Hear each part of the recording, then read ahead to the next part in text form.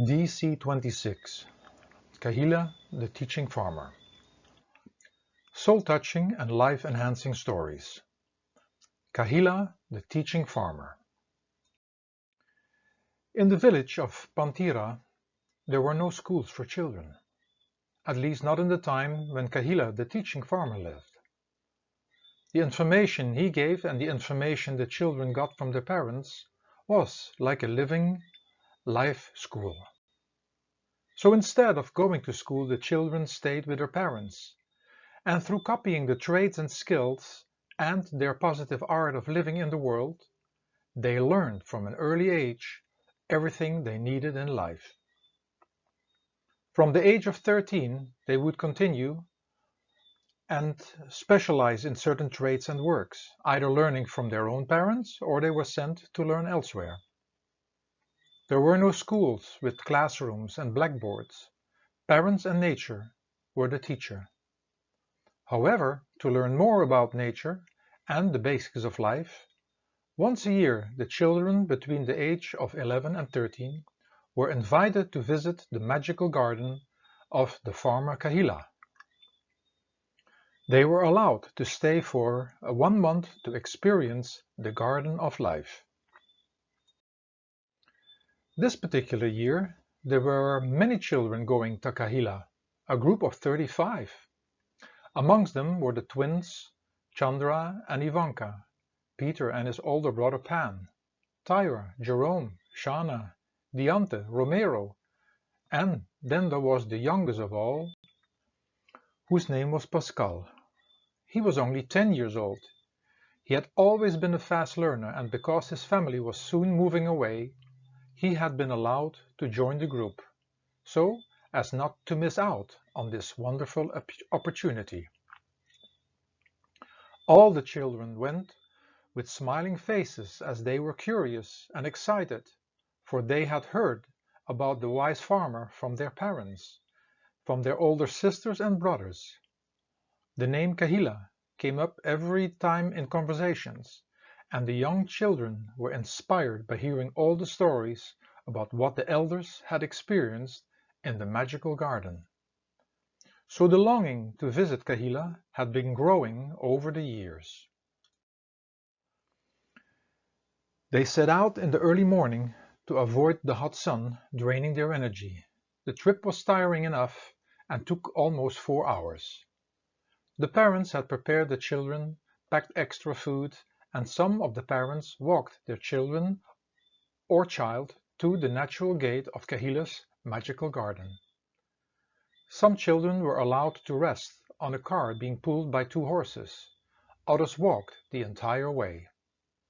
At the natural gate of the garden, created in an arch by bushes and vines, they said their goodbyes to their parents. As they stepped through the gate, they stepped into a new world, a world of magic, which immediately touched all the children. It was so incredibly beautiful, filled with colors and so peaceful that they did not notice Kahila standing in between the blooming bushes and blossoming trees. They all whispered to each other that it was the most beautiful garden on earth, and although they had not heard about it, the beauty of the place was far beyond what they had imagined. They pointed out small plants, huge-sized flowers, which were carefully placed and living in harmony. In the distance, there was an orchard with beautiful trees bearing fruits, and then they noticed the vegetable gardens and right beside it the herb gardens. By the little mill, they saw a little green field where goats, chickens, pigs, horses, and cows were walking. Then they noticed deer and squirrels and ostriches moving freely around. This was truly magic. It looked like even all the animals were friends and talking with each other. And then there was also the fish pond, a waterfall and little streams running through the fields and gardens. Kahila was like a chameleon because his body was made out of a blend between animals and plants. For that reason, the children had not noticed him standing there in between the bushes and the trees. As all the children were still observing and taking in all this wonderful scenery, Kahila moved away from his spot and walked slowly towards the children. They all opened their mouths and said, "Wow!" They knew that Kahila was not an ordinary man. He could change himself into a plant, tree or animal or a mixture of them, and he could make himself as small or as big as he wanted. "Hello, children," Kahila spoke. "Welcome, and now follow me, and let us go to the pond." In total silence, and just observing Kahila, they walked to the pond, where they found a site with many benches and tables, full of fruits and nuts and refreshments. Kahila asked about their names and ages, and how many brothers and sisters they had. The more the children talked about themselves and their family, the more they started to feel completely at ease. Kahila made them very welcome and comfortable. After a while he told them some preparations had to be made. Two of the older boys were sent to unload the luggage from the cart. Two others were sent to take care of the horses. After a little rest in one of the little hammocks, which were hanging around in the shade of the trees, everyone ventured around without asking too much or giving too many comments on the garden. Returning to the pond, Kahila told them that they could swim. Then after swimming, they lay down on leaves the size of their bodies, drying their bodies with the rays of the sun. Kahila told them it was now the time to see the rooms in which they would be staying, and took them to another part of the garden full of old and huge trees. "This is it, children. This will be your home for the next month." They all looked in amazement. Was Kahila joking? There were only trees. But suddenly Pascal screamed out, pointing up in the trees. He was the first to notice ladders hanging from the trees and shouted, "Tree houses! Tree houses!" You can imagine, it took them a while to calm down. The tree houses were big too, for each had enough space for 5 children. Then they noticed that there were more options to get up into the trees than just getting up a ladder. Huge vines with nuts were hanging down everywhere, which could be used to climb up into the tree houses, and there were also huge straw baskets functioning as elevators, pulled by horses to get up the trees. The children found their way up and started bringing up their luggage and choosing their beds. Kahila allowed them plenty of time to organize it all. After a while, Kahila took them on a walk over the grounds, pointing out east and west, explaining some work they had to take care of every day as well, and the times he expected them to gather for talks and their meals. In the early evening, they had, with Kahila's help, built 3 big campfires at a rocky side of the garden, and in the middle a small campfire. While sitting, they had their evening meal, while Kahila told them stories. The dance of the fire and its warmth brought the children into a drowsy state, and Kahila told them to have an early night rest. This, however, was a special occasion to be up that late, and from now on they would be going to sleep with the natural rhythm of life, that is after sunset, said Kahila. They all found their way up into the tree houses and slept in peace, having beautiful dreams. You might wonder what the children were doing all day long. Next to playing, they were learning how to make compost, how to plant seeds, how to put certain plants together and certain flowers, so everything could live in harmony. On whatever subject Kahila was speaking to the children, plants, seeds, flowers, Kahila would change his own image into whatever he was talking about. So sometimes he would just be standing in front of the children, changing into a sunflower the size of a human being. And what was special, that his face and image was still to be seen inside the flower. Other times he would be a bush, a plant or fruit, or even changed himself into a seed. And the children were just amazed every time he changed his image, like a chameleon. For the first 2 weeks Kahila kept it simple. He combined these things while they were playing with the animals, with each other, climbed trees, and freely ate fruits from them. Twice a day a large table would be set for the children, and there would be plenty of good foods to eat from, and sometimes, to their surprise, Kahila had changed himself into a piece of fruit, laying on the table and giving information about that particular food, where it came from, which season it was growing, with which special gift it had for health and mankind. Several times Kahila had to put on a show where he would change image from one plant to the next plant and explaining at the same time why certain plants could not be too close to stand by others, and why certain plants had to live in the shade of other plants. He did this in a funny, entertaining way, which kept the children smiling and laughing. Kahila also shared with them how to take care of the basic things of life.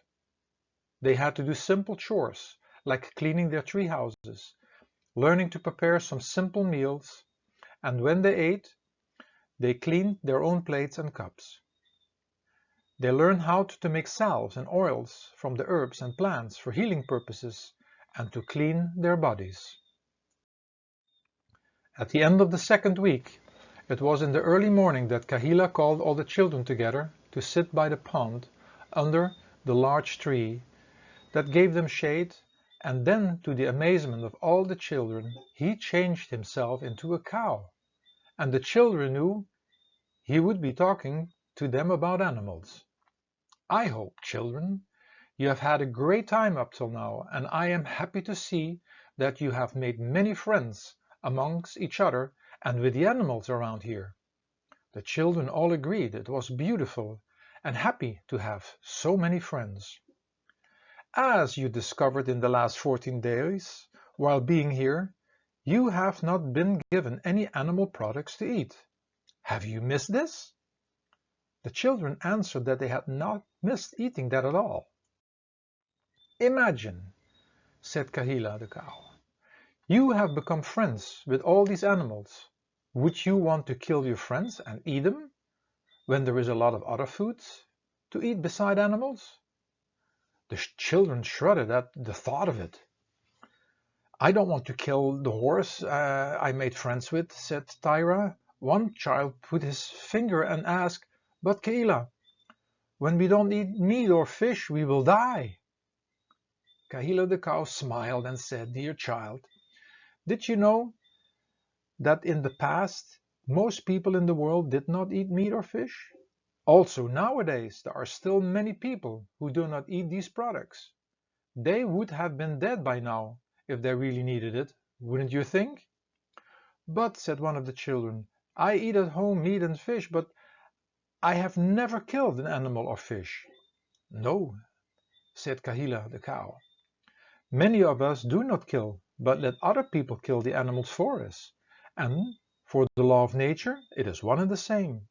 The animal still gets killed. So when we eat less animal products, other people will not have to kill the animals for us. But as long as we can keep eating these products and asking for them, others will do it in order to make money. Do not feel bad that you have been eating animals, but maybe now you know that it is not necessary. In our minds, we justify killing to the extent that people justify to kill and to let other persons be killed by saying, that person did something wrong to me, to my family, my friend, or something else, so they need to be killed too. These are all strange ways of how people think and act. But while you live here, you have looked the animals straight in their eyes and have played with them, became friends with them. Do you think that killing is okay? I don't think it is. And most children agreed that it was not. Then came the biggest surprise of all. From being in the image of a cow, Kahila's body grew the size and height of at least 2 trees. His body itself looked like the garden, with vines and plants and bushes and trees, and all that inside of him. As the kids caught their breath from amazement, Kahila spoke, "Do you understand that all herbs, plants and trees here in the garden, that their life starts from a little seed that grows into flowers, plants and trees?" All the children could see that. Now imagine that in the shops of town you can buy all kinds of seeds, but you can also buy chocolates and candies and sugars, and these are like seeds that nourish your body from the inside or not. We all know the taste is great, but is it really healthy for the garden of your body? Would you want your body garden completely filled with only chocolate and candy trees? One of the kids says, "But Kahila, sometimes I crave chocolate." "For sure," he answered, "because the more you eat them, the more you want them. It is like with any food. You can train your body with healthy or less healthy foods. What you put in your body, the body gets used to and wants to have again." One of the younger children suddenly said, "We have to watch out not to plant too many chocolate and candy trees." "Right," said the farmer. "It is also necessary," continued Kahila, "to keep your the body garden clean. It is so clean here. Do you know why? Yes, there are no cars around here, no chimneys or factories. Nobody smokes here. The more pollution we create, the more it makes our garden sick. Our body is like a garden itself, and imagine your bones like strong tree trunks, and the blood running through your veins coming from your heart like a big hanging plant, running its nourishment to every part of your body. The nerves running through your entire body are like a formation of bushes. And each organ, with all its nerves and veins and cells, are like individual plants and bushes and trees. So, we have to work carefully with our body garden to see which seeds we plant. In other words, what food we eat to keep our garden clean. When you put too many unhealthy foods inside your body, it leaves too much waste behind and our garden will become sick. We need healthy food and a clean environment to keep our garden healthy. What would we need more in our garden, children, to keep it healthy? "Sunshine! Right on the spot," said Kahila. Another child screamed, "Plenty of fresh water! The garden needs rest at night to sleep too." Kahila said, "Dear children, I can see you already know a lot. Let me ask you another question. Would you throw garbage every day in your own garden?" "No, that would be looking awful." "Where would we put our garbage?" asked one of the children, and another one replied, "We have been putting them in different containers with different signs on it." "Why is that?" "If paper, vegetable peels, all this can be used as compost, to be used as food for the trees and plants," said Kahila. "What do you think?" continued Kahila. "Would it be better to have leftovers of cooked foods or raw foods nourish our body garden?" Most kids agreed it would be better to have raw foods. Kahila went on questioning, "What is better for the plants and the trees? To have fresh water, or shall we put soda and alcohol and coffee on them?" The children laughed. "No, for sure water is better." Now I think you understand that taking care of this garden is the same taking care of our body garden. When we eat healthy foods, our garden will have health. Our body will have health inside. Your bones and muscles and veins and organs will stay strong. When we start eating all these unhealthy foods with strange and artificial ingredients, which have sugar and salts and coloring added, it make our garden unhealthy. Sometimes animals, plants and trees get sick, and they need to be taken care of, just as our body garden sometimes gets sick. It needs attention, and most likely with a little bit of help, a little bit of cleaning, we can take care of the waste which has been collected. Becoming sick is just a sign that we have done improper gardening with our body. You may have to drink lots of water, or maybe go on a little fruit fast, or use herbs, and by doing so, making the body clean and fresh again. This is also what you will learn here, while you're here on a visit. Kahila, looking at the sun, shifting, mentioned, "It will be soon time for our last meal for the day. Let's play a little game together." And from the huge image, Kahila changed himself into a walking and dancing tree, so full of apples on his branches that it looked like a hairdo full of ornaments in it. The children started to laugh and says, "You look funny, Kahila." Stand up, take a little space, and just stand. With one of his branches looking like arms, the farmer then started pointing to each individual child. He told the first one, "Imagine you are a tree and the tree is sad. How would your tree look?" The child hung its head, leaning over onto the left shoulder of his dropping shoulder and made a sad face. "Great," said Kahila, the tree. "That's a really sad tree." The next child he asked to make a happy tree. Both hands went in the air and he had a smile on his face. A third child he told, "You are a tree that is angry." The child clenched his fist, rounded his shoulders and looked angry. And Kahila continued, "You there, you can make me a tree of love." The child spread out its arms and stood there if it wanted to hug everybody. Kahila the tree went on and gave each child a different task. He also made children change their tree from happy to angry, from sad to love, from sleepy to awake. And some tasks were easy and some pretty difficult to do, but all the children had great fun playing this game. Now imagine that all these trees were created are the feelings, sometimes without even knowing, expressed through the motion and position of our body. So it is for us to become aware what tree we are expressing. And secondly, we have to watch out not to create permanently sad and angry, discontented and lazy trees, because our bodies will form themselves according to what we are feeling and thinking. Which tree would you all want to be? And all children screamed, "A happy tree!" So know that when a sad tree comes to you, you can also change it into a happy tree by just changing your body language and your face expression. Every day the children had more talks with Kahila, the magical teaching farmer, learning more important tools and lots about life.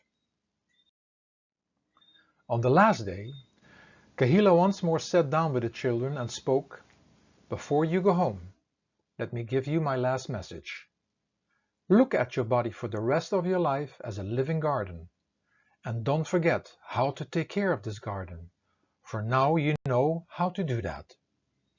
And when you grow up and have children later in life, and I am not around anymore, teach them also to take care of their body garden, and also see the entire planet where you are living on as one big garden, which just needs as proper care as your body.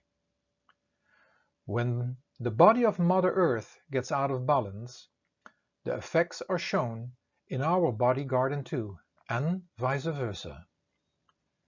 Then Kahila changed himself into an enormous beautiful parrot. On its back with a harness were seats, with enough seats for all the children to have their own place. Very quickly all the children took their place and Kahila flew with them around the entire planet, showing them the bad things that man were doing to nature. They saw people cutting trees, polluting the air with fumes, polluting the rivers and the soil, and this time there was no need for Kahila to say anything. The children fully understood the message. After the incredible journey on Kahila the bird's back, they returned to the garden entrance, where Kahila changed himself back into his basic image. They all got a chance to hug Kahila and took their luggage and stepped out of the magical garden, where the cart and the horses and many parents were waiting to take them back home again. What the story could bring us. As we left the lands and forests to live in the modern world, we lost our connection with nature's spirit. Everything in nature is a nature spirit and has its own story, a magical story, and is always eager to guide us to live in more harmony with ourselves, others, and with nature.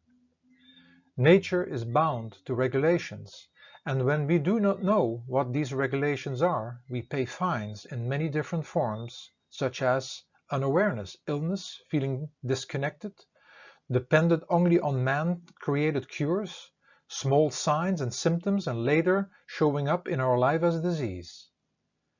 By being disconnected and not tuning into nature, man pays a big price. We do not know anymore how to take care of ourselves, but nature still knows. Man creates many imbalances in nature and always finds justifications for what his destructive modes are, from cutting down the forest to killing animals, and much more.